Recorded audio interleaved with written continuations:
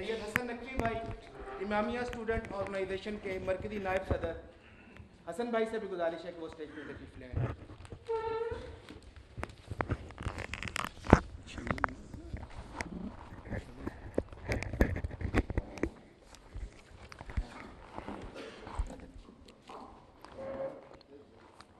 الحمدللہ رب العالمین والصلاة والسلام علی تمام عدت المرسلین وخاتم النبیین سیدنا و نبینا محمد وآلہ الطیبین الطاہرین واصحابہ المنتجبین، اما بعد، واجب التکریم حاضرین مجلس، میرے لیے اس محفل میں شرکت انتہائی خوشی اور مسرت کا باعث ہے۔ آپ لوگ میرے خطابات سنتے ہیں، اب انٹرنیٹ پر بھی ساری دنیا میں جا رہے ہیں، اور آسٹریلیا سے سویڈن، ناروے تک لوگ جو ہے نا، مرد عورتیں مجھے یاد کرتے ہیں۔ میں اللہ کا شکر گزار ہوں کہ ان کے خیالات ایسے ہیں کہ اگر آپ جیسے 4 عالم بھی پورے عالم اسلام میں ہوتے نا تو ان کی بیڑی جو چیز سنور جاتی ہے۔ یہ وحدت امت جو ہے میرے لیے یہ صرف کوئی ایک مجلس کا موضوع نہیں، میرے جسم و جان میں یہ سمایا ہوا، اور میں سمجھتا ہوں کہ مسلمان جب تک ایک نہ ہوں گے، ایک ہوں مسلم حرم کی پاسبانی کے لیے، نیل کے ساحل سے لے کر تا بخا کے کاش، صحیح معنوں میں آپ کو ایک ہونا چاہیے۔ اور میں یہ بات میں رسمی طور پر نہیں کہہ رہا، میری عمر گزری ہے کہ میں نے یہ جتنے گروہ ہیں نا اسلام کے، ان کے سب کے بنیادی ماخذ کا مطالعہ کیا ہے، میرے پاس وہ سارے موجود ہیں۔ میں مناظرے کی کتابوں کو ہاتھ نہیں لگاتا، ان لوگوں نے پیشہ بنا رکھا کہ دوسروں کی تصویر بگاڑ کر پیش کی جائے، ساری بربادی کا باعث یہ ہے۔ میں اپنے علماء سے بھی کہتا رہتا ہوں کہ آپ کسی گروہ کے بارے میں بات کریں تو 2 باتوں کا خیال رکھنا چاہیے۔ میرے حیدر بھائی وہ توجہ دلا رہے تھے، جھگڑے ختم ہو جائیں گے۔ ایک تو آپ کسی گروہ کے بارے میں جو کہیں کہ وہ لوگ ایسا کہتے ہیں، ان سے پوچھیں کہ ان کی کتابوں میں جو روایت ہے اس کو وہ مستند مانتے ہیں، ویلڈ تسلیم کرتے ہیں۔ اگر وہ خود بیزار ہیں کہ نہیں یار بے شک ہماری کتابوں میں لکھی ہے مگر یہ جھوٹے راویوں کا اضافہ، ہم نہیں اس کو مانتے، تو ان کی جان چھوڑو۔ شیعہ اور سنی سارے پہلے یہ بات جو ہے طے کریں کہ جو حوالہ دیں گے اس کے بارے میں اس گروہ سے پوچھ لیں کہ تم اس روایت کو مستند مانتے ہو۔ اگر وہ خود ہی کہیں کہ نہیں موضوع ہے، ضعیف ہے، تو کیا پیش کرنے کا فائدہ؟ اور اگر وہ روایت صحیح بھی ہے تو ان سے ہی پوچھیں کہ تمہارے علماء اس کی کیا توجیہ اور تشریح کرتے ہیں۔ 2 باتیں کہ روایت صحیح ہے اور مفہوم اس کا کیا، جو معنی وہ لیں، اس پر اگر کوئی اعتراض کر سکتے ہیں آپ کریں، آپ خود ہی اپنی طرف سے ایک معنی گڑھیں، اس پر اعتراض کرنا شروع کر دیں، یہ جدل ہے، لڑائی ہے، کوئی علمی بحث نہیں ہے۔ روایت مستند ہو، مفہوم خود وہ گروہ بیان کرے، پھر آپ دیکھیں کچھ بھی نہیں جھگڑا، سارے مسلمان ایک ہی بات پر متفق ہیں۔ میں آپ کی اس مجلس میں اعلانیہ کہتا ہوں اور ہر جگہ کہتا ہوں کہ میں اپنی نماز میں کبھی ہاتھ چھوڑ لیتا ہوں، کبھی ناف کے نیچے باندھتا ہوں اور کبھی سینے پر باندھتا ہوں، اور اس میں مجھے کوئی تحفظ نہیں، نہ کبھی کوئی ہچکچاہٹ ہوئی ہے، ذرا نہیں میرے دل میں کبھی آیا کہ اس سے نماز میں کوئی خلل ہو گیا۔ میں ان سب کے جو ہے نا اصل ماخذ جہاں سے یہ چیزیں لی گئی ہیں کہ ہاتھ چھوڑنے والے کیوں چھوڑتے ہیں، باندھنے والے کیوں باندھتے ہیں، ناف کے نیچے اور اوپر والے کیوں باندھتے ہیں، سب کی دلیلیں میری نظر میں میرے پاس ہیں وہ کتاب۔ میں کہتا ہوں مجلس میں بیٹھ جاؤ، میں آپ کو منا دوں گا کہ یہ سب چیزیں کسی نے اپنی طرف سے نہیں گھڑی، سب اللہ کے رسول سے آ رہی ہیں، اس کے صحابہ سے آ رہی ہیں، نیک لوگوں سے آ رہی ہیں۔ صرف پیشہ ور لوگ جو نا وہ ہمیں لڑاتے رہتے ہیں۔ تو اب اس محفل میں چونکہ وقت بہت تھوڑا ہے اور غریب شہر سخنا ہے گفتنی دار، باتیں بہت سی مگر میں تھوڑے وقت میں بیان کر دینا چاہتا ہوں۔ سب سے پہلی بات تو ذہن کہ جس شخصیت کا نام میری آنکھوں کے سامنے ہے، حسین علیہ السلام، وہ کوئی عام آدمی نہیں ہے۔ 1400 سال گزر گئے، امت ان کو بلا نہیں سکی، حالانکہ بڑے حادثے ہوئے ہیں، بڑے بڑے ظلم کے واقعات ہوئے ہیں، مگر لوگ ان کو نہ نظر انداز کر گئے۔ حسین علیہ السلام کی مصیبت ایسی ہے کہ اس کو لوگ بلا نہیں سکے۔ یہ روایت جو آپ پڑھتے ہیں نا، علماء بھی بیان کر رہے تھے حسین منی وانا منو، یہ چھوٹی بات نہیں۔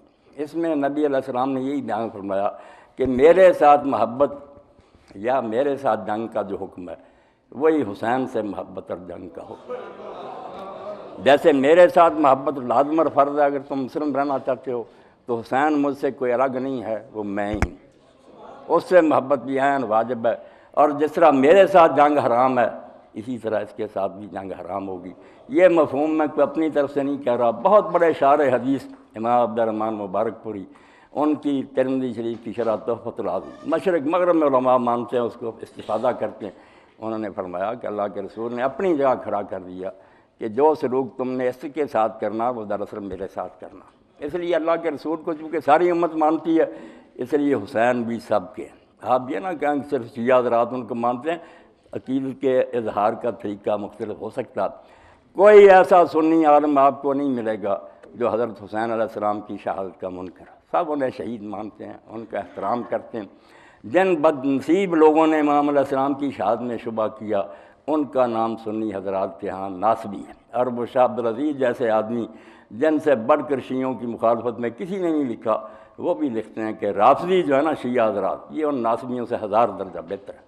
یہ اللہ کے رسول کی اولاد کی محبت میں ذرا حد سے بڑھ گئے، وہ دشمنی کرتے ہیں، اور دشمنی کو اللہ کے رسول کی اولاد کے ساتھ اپنا دین بنائے بیٹھے ہیں۔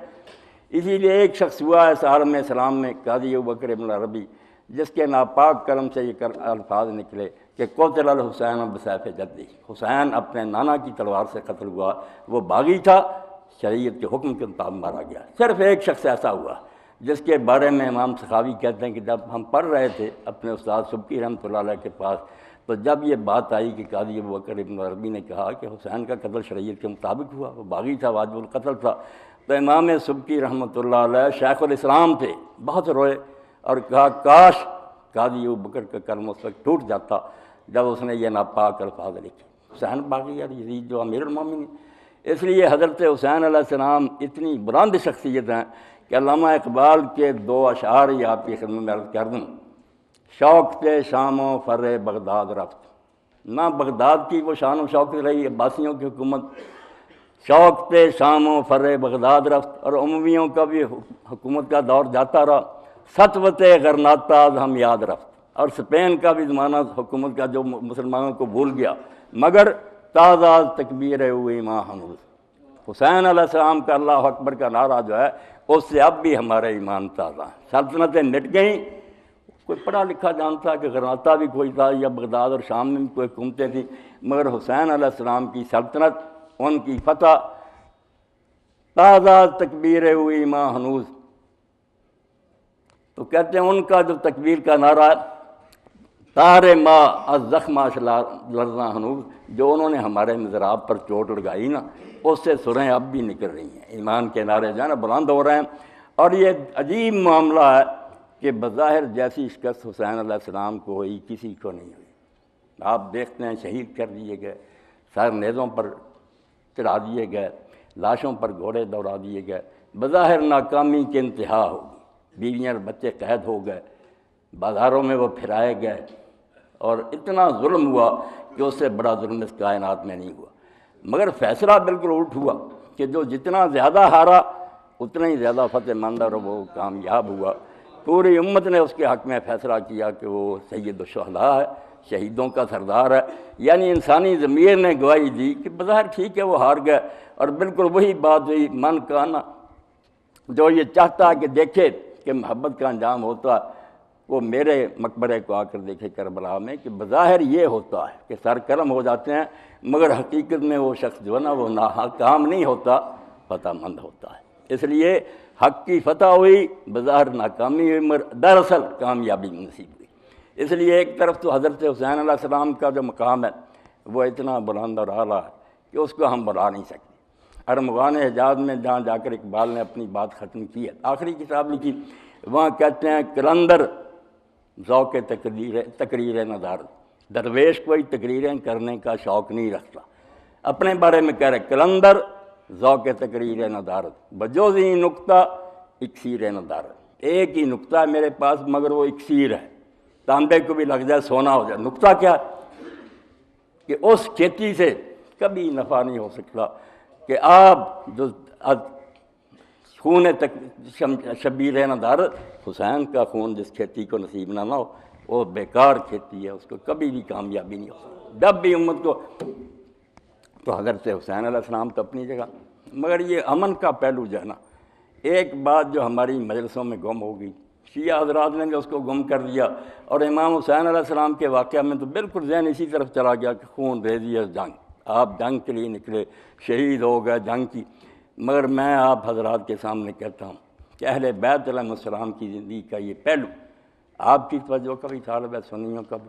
میں اعلان کہتا ہوں کہ جو حکومت رسول کریم علیہ السلام کے بعد قائم ہوئی، اہل بیت کو ان سے اختلاف تھا، یہ کوئی چھپی بات نہیں، نہ کوئی سنی اس پر پردہ ڈال سکتا ہے، مناظروں کی باتیں الگ ہیں۔ امیر المومنین واقعی ناراض تھے کہ میں ان لوگوں کی بجائے اس منصب کا زیادہ حقدار تھا، رسول اللہ کی قرابت کے لحاظ سے بھی اور اپنے اوصاف کے لحاظ سے بھی، نص تھی یا نہیں، بہرحال قرابت اور اپنے اوصاف کے لحاظ سے میں ان سے بہتر، مگر آپ نے پوری زندگی میں امن میں خلل نہیں ڈالا۔ یہ آپ نے امن کا لکھا نا، اس کو شیعہ حضرات تقیہ کہہ دیتے ہیں، وہ بھی لفظ ذرا برا کہ صرف اپنی جان بچانے کی نہیں، استصلاح امت کی بہتری کے لیے کہ نہیں میں اپنی ذات کی جو نا حق تلفی برداشت کر لوں گا، امت میں فساد نہیں ڈالوں گا، امن چاہتا ہوں۔ اس لیے مشورہ مانگا خلیفوں نے بلا کسی تحفظ کے لیا، اگر کسی معاملہ میں کوئی درکار تھا مسئلے کا حل، وہاں بھی کہا حضرت عمر رضی اللہ جیسوں نے کہ اگر ابو الحسن نہ ہوتا تو ہم ہلاک ہو جاتے۔ کبھی امت کی بدتری یا برائی نہیں چاہیے، ہر موقع پر، مگر یہ پہلو کچھ نظر انداز ہو گیا، جو ناراضگی کی باتیں وہ پھیلائیں، جو صلح کی ہے ان خلیفوں کے ساتھ اس کا ذکر کبھی نہیں کیا۔ آپ دیکھتے ہیں تا نشین ذات سے پیکاروں کی پشت پازت برسر تاج کی، تخت قبضے میں تھا حسن علیہ السلام کے، 40,000 آدمی نے بیعت کی تھی امیر المومنین کے وفات کے بعد، اور وہ ساتھی حضرت امیر المومنین کے ساتھیوں سے زیادہ آپ کے وفادار تھے۔ حضرت امیر کے ساتھی تو کئی غدار تھے، حسن کو جو ملے نا وہ سر کٹانے کے لیے تیار تھے، مگر آپ نے اس لیے کہ خون خرابہ ختم ہو جائے، تاج و تخت کو بات مار دی، معاویہ کے سپرد کر دیا۔ حالانکہ کوئی شک نہیں تھا انہیں کہ یہ منصب امامت کا اہل نہیں ہے، مگر اسی لیے کہ امت بربادی سے بچ جائے، تا نشین کارو، یہ جنگ جو کئی سالوں سے چل رہی ہے یہ ختم ہو جائے، پشت پازت برسر تاج لگی، اور اس پر جو امام علیہ السلام کو تانے سہنے پڑے۔ آپ کبھی کتاب میں دیکھیں بڑے بڑے پیارے مخلص آئے جنہوں نے کہا امام آپ ہمارے سر کٹوا دیتے، مگر یہ ذلت ہمارے پلے نہ آپ ڈالتے، اس شخص کو آپ نے حکومت دے دی۔ تو امام علیہ السلام نے یہی کہا کہ واقعی 40,000 آدمی میرے لیے سر کٹوانے کے لیے تیار تھا، مگر میں اپنے نانا کی امت کو برباد نہیں کرنا چاہتا۔ اور حسین علیہ السلام کے بارے میں بھی یہ پہلو جو ہے نا کہ وہ ثابت قدم رہے، انہوں نے ساری مشکلات کا مقابلہ ڈٹ کر کی، یہ بعد کی بات ہے۔ آپ اس پہلو کو بھی ذاکرین سے کہیں بیان کریں، آپ نے کوئی کسر نہیں چھوڑی کہ امن قائم رہے۔ انہوں نے اس بات کا اعلان حضرت معاویہ کے زمانہ میں بھی کیا، یہ بیعت کی بات اسی وقت چل پڑی تھی 56 ہجری سے کہ میں اس شخص کی بیعت نہیں کروں گا، نہ اس لائق ہے کہ مسلمانوں کا سربراہ بنے۔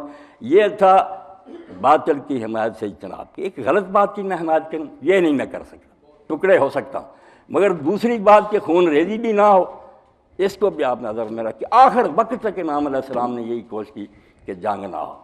مدینہ میں دباؤ ڈالا گیا، گورنر نے بلایا کہ بیعت کریں، مدینہ چھوڑ دیا، مکے چلے گیا۔ مکہ میں پناہ لی کہ حرم ہے، وہاں محسوس ہوا کہ یہ لوگ یہیں مجھے گرفتار نہ کرنے قتل، باہر نکلنے کا ارادہ کیا۔ اور اس وقت حضرت عبداللہ ابن عباس نے کہا کہ حسین آپ مکہ سے نکل رہے ہیں، آپ یہاں رہیں، اللہ کا گھر ہے، حرم ہے، امن کی جگہ، تو آپ نے فرمایا میں ایک بلشت حرم سے باہر نکل کر قتل ہو جاؤں تو وہ مجھے اس سے زیادہ پسند ہے کہ میری وجہ سے حرم کی توہین ہو۔ ہوئی بعد میں عبداللہ بن زبیر نہیں نکلے، کیا نتیجہ نکلا؟ حرم پر سنگ بارے ہوئی، بیت اللہ جلا دیا گیا، ابن زبیر پھانسی پر لٹکا دیے گئے۔ حسین نے کہا میں یہ نہیں کام کرنا چاہتا کہ میری وجہ سے حرم کی بدنامی ہو، میں باہر نکل جاتا ہوں۔ اور باہر بھی آپ دیکھتے ہیں لوگ اس کو چھپانا چاہتے ہیں نا کہ شاید امام حسین کی عزت میں کمی آئے، نہیں، کمی نہیں آتی۔ اگر یہ پہلو نہ ہوتا یہ نقص ہوتا کہ وہ جنگ پر ہی تلے ہوئے تھے کہ ضرور فسادی کرنا۔ حتی الامکان آپ نے کہا کہ غلط بات نہ مجھ سے منواؤ، ورنہ میں خود بھی سلامتی سے رہنا چاہتا ہوں، آپ لوگوں کو بھی زندہ رہنے کے ساتھ۔ جب حر بن یزید رہائی ملا پہلے 1000 سپاہی کا افسر، اس وقت بھی امام نے کہا اگر تم میرا آنا پسند نہیں کرتے میں واپس چلا جاتا۔ یہ باتیں سنی آپ نے؟ نہیں، اس نے کہا نہیں میں مجبور ہوں، مجھے حکم ہے کہ کوفہ میں ابن زیاد کے پیش کروں۔ آپ نے کہا یہ تو نہیں ہو سکتا، اس سے تو بہت زیادہ قریب ہے۔ وہاں مسلم بن عقیل کو پناہ دی گئی، حانی بن عروہ کے ساتھ وعدہ کیا گیا مگر قتل کر دیے گئے، تم مجھے اس طرح تباہ کرنا چاہتے ہو؟ یہ بات نہیں، میں لوٹ جاتا ہوں۔ اور ساتھیوں کو حکم دیا کہ سوار ہو، چلو واپس چلتے ہیں۔ اس نے حر بن یزید نے راستہ روک لیا پھر آپ نے کہا تیری ماں تجھے روئے، تو چاہتا کیا؟ اس نے کہا میں مجبور ہوں حکومت کی طرف سے، میں آپ کے ساتھ بھی لڑنا نہیں چاہتا، میں آپ کی شان کو جانتا ہوں، مگر مجبور ہونے کی وجہ سے میں واپس بھی نہیں جانے دیتا۔ تو آپ نے فرمایا پھر کیا کریں؟ اس نے کہا آپ درمیان کا راستہ اختیار کریں۔ یہ کربلا کوئی راستے میں نہیں کوفہ کے آتا، ہٹ کر ہے امام نے اپنا راستہ چھوڑ دیا اس کے کہنے پر کہ چلو میں کوفہ نہیں جاتا، تم مدینے نہیں مجھے جانے، درمیان میں چلنا شروع کر۔ بالکل ایک بیکار سفر ہے، ادھر کوئی فائدہ نہیں تھا، نہ ان کی منزل تھی، مگر اللہ کے رسول کا کہنا تھا کہ بیٹا فرات کے کنارے ذبح ہوگا۔ یہاں پہنچے تو چٹھی آ گئی ابن زیاد کی طرف سے، جہاں ان کو پاؤ روک لو۔ تو اس وقت بھی جب عمر بن سعد آیا تو آپ نے اس سے یہی کہا کہ ان لوگوں نے بلایا تھا، اگر یہ پسند نہیں کرتے تو میں کوئی خون ریزی نہیں کرنا چاہتا، واپس چلا جاتا ہوں۔ پھر بھی نہیں مانے، حالانکہ عمر بن سعد نے اس کو کہا کہ امام کی یہ یار بات بہت عمدہ ہے، خون خرابے سے۔ اس نے گورنر کو لکھا، گورنر بھی مان گیا۔ اس سے زیادہ بہتر بات کیا ہو سکتی ہے کہ واپس جانا چاہتے؟ یہ آپ نے اتمام حجت کے لیے انہیں کوئی مرنے سے بچاؤ نہیں درکار تھا، شہادت کے لیے وہ تیار تھے، مگر یہ الزام نہیں لینا چاہتے تھے کہ امام نے یار جان بوجھ کر لوگوں کو اس مصیبت میں ڈالا۔ جب لوگوں نے کہا کہ یہ تھوڑے ہیں ان سے نبٹ لیں، جو لشکر پیچھے کوفے میں تیار ہو رہے ہیں ان کا مقابلہ کیا کریں، تو آپ نے فرمایا انی اکرہ البدعۃ بالقتال، میں جنگ میں پیر نہیں کرنا چاہتا۔ یہ تو بہت بری بات ہوگی کہ لوگ کہیں گے انہوں نے جان بوجھ کر خون ریزی کی۔ تو ایک بات تو یہ کہ غلط بات کی حمایت نہیں کروں گا، دوسری کہ خون ریزی نہیں چاہوں گا، تیسری کہ اگر یہ مجھ پر جنگ مسلط کر دیں گے تو پھر دیکھیں گے کہ پہاڑ اپنی جگہ سے ہل جاتا ہے، میرے عزم میں کوئی تضاد نہیں آئے گا۔ یہ 3 پوائنٹس ہے کربلا کے جن کو ہمیں سامنے رکھنا ہے کہ غلط بات کی حمایت کبھی نہیں کرنی، مگر ساتھ ہی بدامنی نہیں چاہنا، خون ریزی سے جہاں تک ہو سکے نقصان برداشت کر کے بھی واپس چلا جاتا ہوں، تمہارا علاقہ چھوڑ جاتا ہوں، یہ سب باتیں امام نے کی۔ یہ دوسری بات تھی کہ امت کی وحدت قائم رہے، امت کے امن کو نقصان نہ پہنچے۔ جو باتیں میرے ساتھی کہہ رہے تھے یزید یہ کرتا تھا، یہ اتنی بات بھی نہیں تھی، یہ باتیں بہت غلط لوگوں نے گاڑ لی ہیں۔ ٹھیک ہے وہ اس لائق نہیں تھا کہ رسول اللہ کی جگہ پر بیٹھے، مگر اتنا گیا گزرا نہیں تھا، صرف یہ کہ وہ امت کا سربراہ بننے کے مناسب اور لائق نہیں تھا۔ آپ نے اسی لیے فرمایا کہ اگر تم کہو کہ اس کی بیعت کرو تو یہ بھی اصول سے ہٹ جانے والی بات، میں غلط بات کی کیوں حمایت کروں؟ اور اگر تم پسند نہیں کرتے میں مدینہ سے مکہ چلا جاتا ہوں، مکہ چھوڑ جاتا ہوں، واپس چلا جاتا ہوں، خون ریزی میں نہیں کرنا چاہتا۔ آخری رات جب آپ تھے تو لوگ گشت کر رہے تھے، سپاہی کئی لوگ تھے، انہوں نے گستاخی کے کرنے کیا تو آپ کے ساتھیوں نے کہا ان پر تیر چلا دیں خبیثوں پر، تو آپ نے فرمایا یہی تو چاہتے ہیں کہ میں پہل کر دوں، انہیں بہانہ مل جائے اور بعد کی امت کو بتا دیں کہ حسین نے خود یہ شرارت شروع کی تھی، نعوذ باللہ۔ نہیں، امن کے لیے آپ نے آخر تک ساری کوششیں کی، مگر جب نہیں مانے تو پھر آخری مرحلہ تھا کہ اگر تم سمجھتے ہو کہ مرد مومن موت سے گھبراتا تو نہیں۔ علامہ اقبال رحمۃ اللہ علیہ فرماتے ہیں گرچہ ہر مرگست بر مومن شکر، مسلمان کسی حالت میں مرے اگر وہ اچھے اعمال والا ہے تو اس کو وہ موت اللہ تعالیٰ کا ایک تحفہ نظر آتی ہے، مرگے پورے مرتضیٰ چیزیں دیگر، مگر مرتضیٰ کے بیٹے کی موت کچھ اور انوکھا رنگ رکھتی ہے، حسین کی موت کا رنگ اور ہی ہے۔ مرگ دیگر مرگ انتہائے راہ شوق، وہ مرگ کیا ہے حسین علیہ السلام کی کہ عشق کی منزل کی انتہا آ گئی، اللہ کی رضا کے لیے اپنی جان پھر خوشی سے دینے کا موقع آ گیا۔ اور جیسے فضین اور بذبن عظیم اسماعیل علیہ السلام چھری کے نیچے لیٹ گئے، فرمایا اب تیسرا مرحلہ، تم نے 2 باتیں قبول نہیں کی، نہ خود امن سے رہے نہ مجھے رہنے دیا، اور غلط بات پر مجبور کر رہے، وہ تو میرے لیے ممکن نہیں۔ اب آخری منزل ہے کہ تم مجھے آزمانا چاہتے ہو کہ اس کے عزم اور استقلال کا کیا حال ہے، تو زور لگا لو، عزم اونچوں کو ساراں استوار، پہاڑوں کی طرح ہمالیہ ہل جائے گا، حسین کے قدم نہیں ڈگمگائیں گے۔ اور اسی لیے سید و شہداء ہوئے۔ اب ہم میں سے کئی لوگ کہہ دیتے ہیں سنی حضرات کہ سید و شہداء تو اللہ کے رسول نے حضرت حمزہ کو کہا، بالکل ٹھیک کہا، وہ ان کے زمانہ کے سید و شہداء، مگر اسی کا ٹکڑا ہے کہ سید و شہداء حمزہ بن ابی عبد المطلب و رجل قام فی وجہ امام جائر، اور دوسرا سید و شہداء وہ ہوگا جو ایک ظالم حکمران کے مقابلہ میں کھڑا ہوگا، یا مرو و یا نہ، جو اس کو بری باتوں سے روکے گا اور نیک باتوں کا قتل ہو، وہ ظالم اس کو قتل کر دے گا۔ تو حضرت حسین علیہ السلام بالکل سید و شہداء ہیں، قیامت تک آنے والے شہیدوں کے وہ قافلہ کے سالار ہیں، مگر ان کی زندگی میں یہ امن کا پہلو بھی جو ہے اس کو بھی نظر انداز نہیں کرنا چاہیے۔ اور یہ واقعات بھی جو کتابوں میں انہوں نے آخر تک نہ یہ بزدلی تھی نہ جان بچانے کی بات تھی، صرف یہ اعلان کرنا تھا کہ کہ مومن خواہ مخواہ خون ریزی پسند نہیں کرتا. جہاں تک میرے بس میں نے تو کوشش کی ہے کہ یہ لوگ بھی اس گناہ سے بچ جائیں. اگر نہیں اس سے بچنا چاہتے تو پھر آزما لیں میرے حوصلے کو. سب کچھ ہو سکتا ہے مگر مجھے اپنے اصول سے ہٹا نہیں سکتے. اور پھر وہ مرحلہ آ گیا جس پر میں بات ختم کرتا ہوں کہ لوگوں نے دیکھا ان کے ہاتھوں سے کٹی، ان کے ہاتھوں سے لٹی باغ رسالت کی بہار، جو نمازوں میں سدا پڑھتے رہے صلی اللہ. ایک طرف صلی اللہ محمد آل محمد کہتے رہے اور انہوں نے رسول اللہ کی اولاد کو ذبح کر دیا. ان کے ہاتھوں سے لٹی باغ رسالت کی بہار، جو نمازوں میں سدا پڑھتے رہے صلی اللہ. کانپ اٹھے ارض و سما، دشت و جبل تھرا اٹھے، خاک پر جس وقت تڑپا فاطمہ کا لاڈلا. اللہم صلی علی محمد وعلی آل محمد وبارک وسلم. اللہ آپ سب حضرات کو خیریت سے رکھے اور یہ جس مقصد کے لیے میرے ساتھیوں نے یہ محفل منعقد کی اس کو عام کریں. اپنے دلوں سے یہ عداوت اور بغض کی باتیں نکالیں. آپ اللہ کے رسول کے نام لیوا، حضور علیہ السلام سے تعلق سب سے بڑا رشتہ، باقی سارے تعلق اور رشتے اس کے مقابلہ میں ہیچ ہیں. یہی بڑی بات ہے کہ آپ سے پوچھے کون ہے آپ کا، محمد صلی اللہ علیہ وسلم کے نام لیوا. اللہ اسی پر ہمیں رکھے، اسی پر مارے اور اسی پر زندہ کرے. وآخر دعوانا الحمدللہ رب العالمین.